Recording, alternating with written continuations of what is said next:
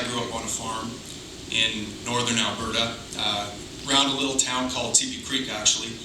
Population 2216 when the Smiths were on vacation in the summer.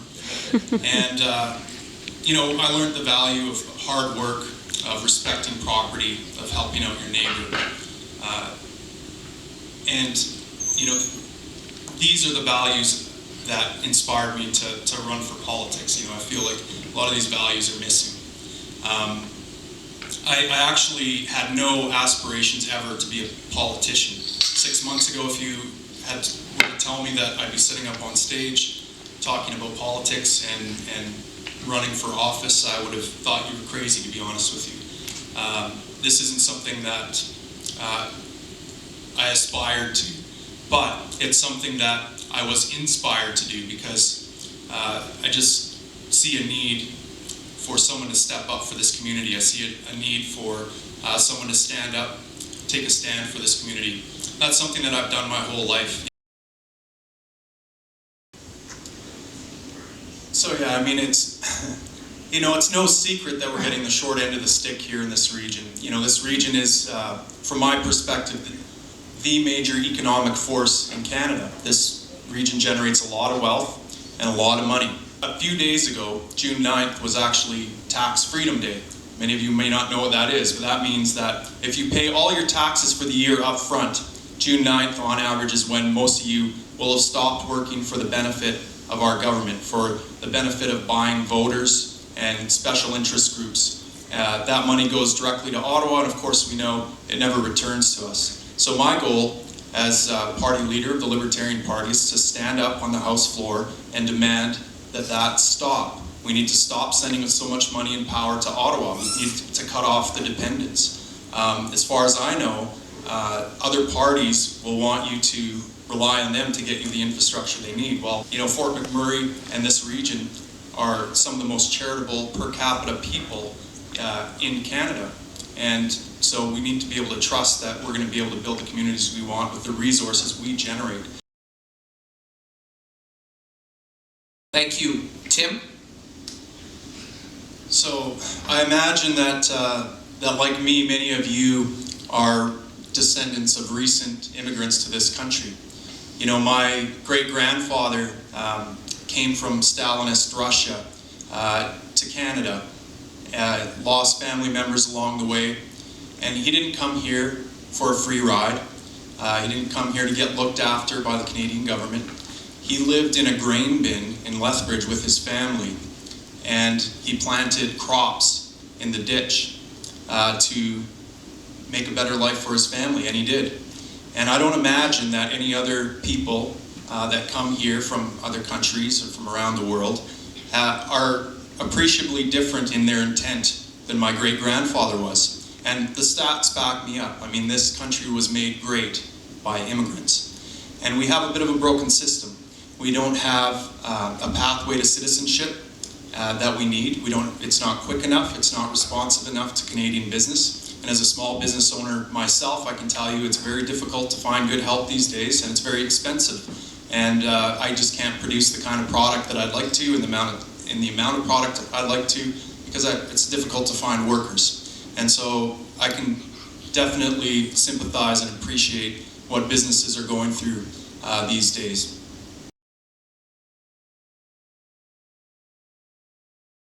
I had the opportunity to work with Neil Young last summer on a film, and you know, he came to town, and I tried to offer him opportunity to look at all the great things that we're doing in our region, the eco-entrepreneurship, the community spirit. In town at the time was a solar-powered stage and a vegetable oil-powered carnival, and he could have sang a song up there. These are all things I suggested to Neil, and instead he was there to blast our community. And this kind of feels like the story of our life in the oil sands. People come here to look at the dirt, they come here to look at the ugly, and they come here to promote it and sell it.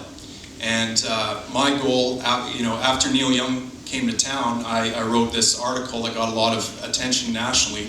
I was all over the news across the country, you know, calling Neil out on his hypocrisy. And since then I've had the opportunity to work with other media outlets and environmentalists and influence their story. And so I'm a big proponent of oil sands, and I'm a big proponent of being proud of the product we bring to the world. We bring a valuable product to the world that we ought to be proud of. And yes, we do need to get better in terms of respecting property rights. For example, with Aboriginal people, they're having property rights infringed on land that they homestead, just like my dad homesteaded a field and plowed it up and made it his. Aboriginal people are homesteading land, they're hunting, they're fishing, they're trapping. That land really belongs to them. And we ought to respect that and give them the power to regulate what happens on their land. And if they want to live a subsistence life, live a subsistence life. If they want to develop oil sands and pipelines and have all sorts of environmental rules, let's put the power in their hands instead of in a bureaucrat's hands in Ottawa or Edmonton.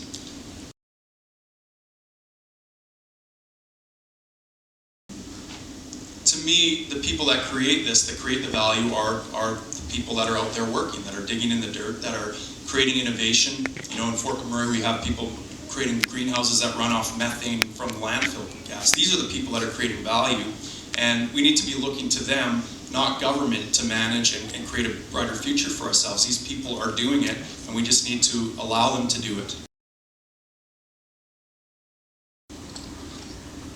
So, I'm actually the party leader of the Libertarian Party of Canada, and so I answer only to my constituents. And you know, the libertarian politics are very simple. Don't use force to get your way in the world. Don't, you know, respect individual rights. That's the only requirement we have of our politicians, is don't initiate legislation, don't initiate laws that are going to violate human rights and property rights. And so, as party leader, that is what I expect of my party members. And, you know, when I'm Prime Minister in 2015, fingers crossed, that's probably going to be good for this region.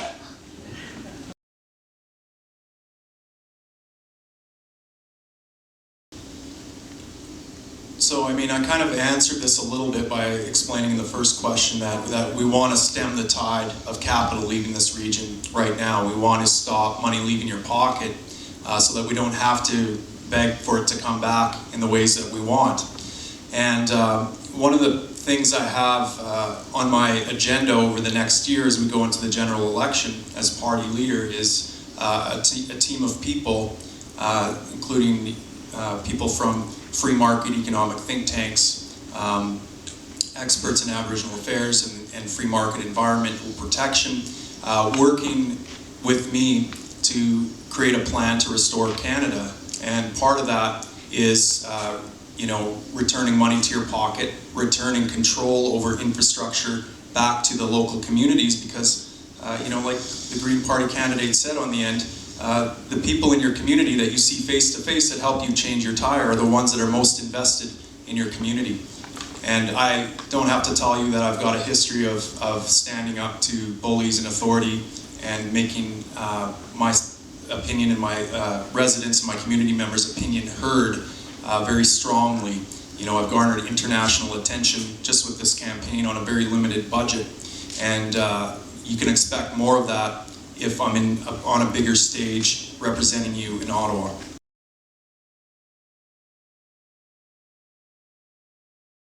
And one of the things with inflation is that you have to understand the root cause of it. You have to have an understanding of basic economics. And you know, we have this collusion in our banking system. We have this kind of oligarchy in a central bank that artificially determines interest rates, that manipulates the economy. Right now, our dollar should be at least double what the US dollar is. But there's a lot of nefarious corruption that goes on behind the scenes.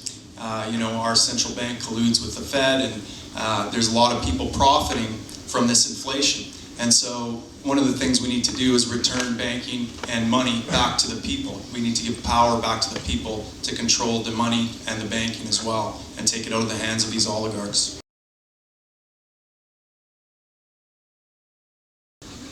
Yeah, well, I mean, I have roots laid down in this community. I've lived here for 13 years. My family is here.